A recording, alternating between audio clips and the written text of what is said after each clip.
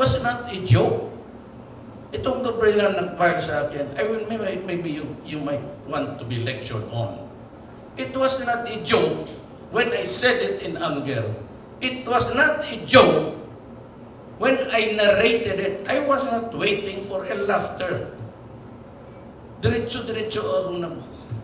Ngano, sinakyan ng mga politika panahon na ito. Sinakyan nila. Ang problema nito, itong Gabriela, isa rin pong buko. Nagdemanda sa akin ng human rights. Itong human rights, bayad siguro yung human rights, sinulatan ako. Isa ring gago na opisina. You know why? This is election time. You must have the delicadeza, kayong mga bobo dyan. Ngayon, no, you should not, 2 weeks before the election. Hindi nga bawal nga yan sa ano.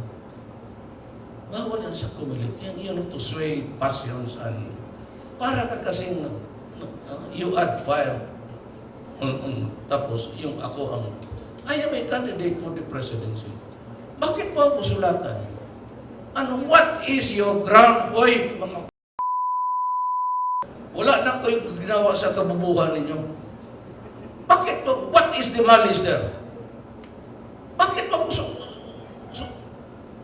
sampal ko kayo na. Naglinya kayo. Gago pala kayo. Wala ninyong delikadesa. It's election time. You should have avoided it a few days issuing so much. Na may answer to you? Huwag na lang yung effort. Basura ko yun. Wala kayong respeto. Not me particularly. Tsaka yung mga taong nagsusuporta sa akin. But in the process, because you are now appearing to be playing partisan politics. Na kung ganun kayo kabastos, kababoy, yung inyong, rather use it on my threat afterwards. Ganun yan. Pati yung ombudsman daw nagpadala, you should be, you continue. Hindi naman delicadeza.